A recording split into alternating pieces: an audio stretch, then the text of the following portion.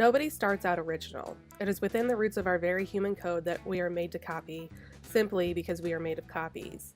If you claim to have an original piece of work, regardless of genre, you're probably a liar. Either a liar so far in denial that you don't think to consider your daily worldly influences and how they impact every decision you make.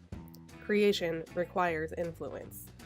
Unfortunately, originality is a flawed concept, stunted and misunderstood due to the boundaries of an outdated and often unfair copyright law that misdirects what is new versus what is stolen.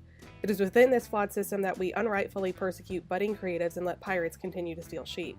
The copyright laws that are currently in play today do nothing to promote creation and only serve to line the pockets of large corporations who control the majority of copyrights. Copying unfairly has a negative connotation that, for most of us, probably stems from early school days with the teacher standing in the back of a classroom hammering into our heads that copying off our neighbor's paper is not okay. Which, to be fair, it isn't. But it goes to show that even from our early stages of development, it is in our bones to copy, ultimately because that's how we learn. From birth on, our basic instinct is to copy, and our parents teach us by encouraging us to copy what they do to learn even the most basic survival skills. It should be no surprise that this instinct will lay the groundwork for the rest of our lives and the work we seek to accomplish. This is what we know as emulation, the basic elements of creativity: copy, transform, and combine. These basic principles can be applied to any creative and unique work today. Arguably, one of the most significant publications in astrology is really just accumulation of past work and ideas.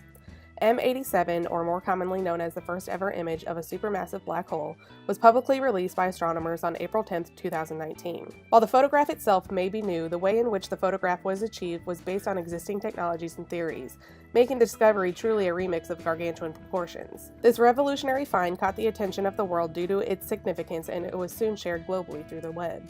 Visual China Group, a leading stock imaging service in China, obtained a copy of the photo and immediately claimed copyright to the image and charged users for a license, limiting the freedom of information for its users who sought to use the image in any way, scholarly, artistically, or otherwise. Fortunately, the black hole image was released under the Creative Commons Attribution 4.0 International, making VCG's sketchy attempt to profit from the image illegal. The way in which the black hole photograph was retrieved and the fact that VCG tried to copyright it may seem like two totally different issues, but really they go hand in hand. Since creativity happens by applying ordinary tools of thought to existing materials, it is hard to say that the process in which the picture was taken is really new, but it was absolutely remixed. When it comes to trying to assign monetary value to such a product, things get a little fuzzy. Who gets to make the money, and how long will it take for it to fall in the hands of the public at no cost, so they can continue to grow upon the exploration of such subjects? It is by the very nature of this image that proves that transparency and information is vital to the evolution of new technology, arts, science, and literature. It is imperative to understand what a copyright is and where it falls under the umbrella of United States law. So let's quickly break down the history of intellectual property. Intellectual property refers to the creations of the mind and is broken down into four categories, each with its own set of statutes and regulations: trade secrets, trademarks, patents, and copyrights. Copyrights are a part of federal law that protect original creative works that fall under tangible categories such as literary works, performing arts, visual arts, motion pictures, photographs, and other digitally based programs such as databases, blogs, and websites. The idea of copyrighting work was first introduced after the invention of the printing press to regulate and control what was thought to be the dangers of rapid, widespread printing. In 1710, the Statute of Anne was introduced in England and prohibited the reproduction or the copying of a book without the consent of the copyright owner, which in this case fell at the hands of the author. In 1787, the U.S. adapted the Statute of Anne to promote the progress of science and useful arts by securing for a limited time to the author and inventor the exclusive right to their respective writings and discoveries. 3 years later, the Copyright Act of 1790 was implemented for the encouragement of learning by securing copies of maps, charts, and books to the authors and proprietors of such copies. The law provided a limited monopoly incentive to authors while granting full access to the public shortly thereafter, 14 years initially and 14 renewed for a total of 28 years, to promote creativity and the advancement of science and the useful arts. In today's copyright law, once a work is fixed in a tangible medium and it's categorized appropriately, the author obtains a bundle of rights called the exclusive rights of that copyright. The exclusive rights include the right to reproduce, distribute, and perform publicly the copyrighted work, but there are a complicated series of exceptions to this exclusive rights that includes the fair use privilege. The fair use privilege allows others to make use of the copyrighted work in a reasonable manner, which generally falls under either commentary or parody, but is vague in its legislation. There are a lot of creatives who use copyrighted material to create new innovative works, but because fair use is not clearly defined, they lie in a legal gray area of uncertainty and are at risk of lawsuit and other legal action.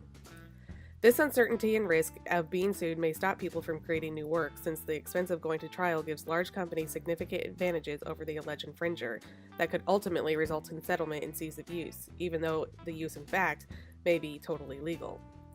Today's copyright legislation provides four main problems for the general public. 1. Copyright laws don't actually serve their intended purpose of helping the public. 2. The laws are so overly broad that they actually stifle an individual's creativity rather than encourage it. 3. The laws are so complicated and unclear that they can easily be abused by companies with access to lawyers. And 4. It's too complicated and expensive for an individual artist to actually enforce the rights that the law gives them even under fair use.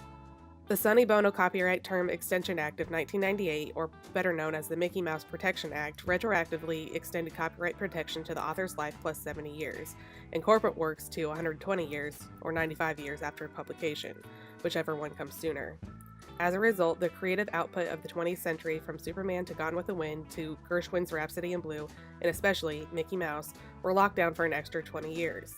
The Constitution requires that copyrights be granted for a limited time, but the copyright terms were already so long that additional 20 years would provide only minimal incentive to produce new works. Retroactively extending protection for existing works couldn't possibly encourage the creation of new works when the original authors were already long deceased. Because of these long and confusing statutes, it's a common erroneous belief that intellectual property should be owned forever. While there should be reasonable protection and an allotted period for authors and artists to profit from their original work, we have entered an age where the copyright law is failing us and is no longer serving the needs or the greater good of the general public. Today, the public domain is only open to works predating 1923, which as of January 2019 was the first time in 20 years that published works had entered the public domain due to the Act of 1998. This becomes a problem for many reasons. Since 1923 was so long ago, works that may be legally available may not actually be physically available due to the decomposing nature of their form if gone untouched or unrestored for so long. In fact, some works may already be in the public domain, but since copyright notice is too difficult or impossible to find, we are forced to assume they are still under copyright protection, risking a total loss of those works. Because the length of copyright is so long, artists like Ariana Grande are paying upwards of 90% in royalties to the original creators of My Favorite Things from The Sound of Music, which was over 60 years ago. This is something that not all artists can afford and puts the artist and the public at a true disadvantage. The deprivation of easy access to works from the 1920s, 30s, 40s, and 50s had led to a shocking revelation that more printed books exist from the 1880s and the 1980s, which is neither in the best interest of the public nor is it helping to promote scientific advancement or useful arts. Orphan works, or works which the copyright is lost, have added to the chaos of copyright extension, keeping said works in a state of limbo for the perpetual future. The only reason to extend the term is to give private benefits to companies like Disney or Time Warner that have valuable properties like Mickey Mouse. The most recent additions of copyright law are the most antiquated, and they are obstructing creativity and innovation. If copyright laws are truly there to benefit the public, they should be flexible and fluid as possible. Congress and the courts are obligated to do more to protect creativity and innovation, especially in the digital age, as it directly correlates and affects our freedom of speech. The measure of adequacy in the copyright law, like in all forms of government, is balance, a practical method to allow authors to protect their intellectual work while allowing the public reasonable access to copy, reproduce, and add value to relevant material.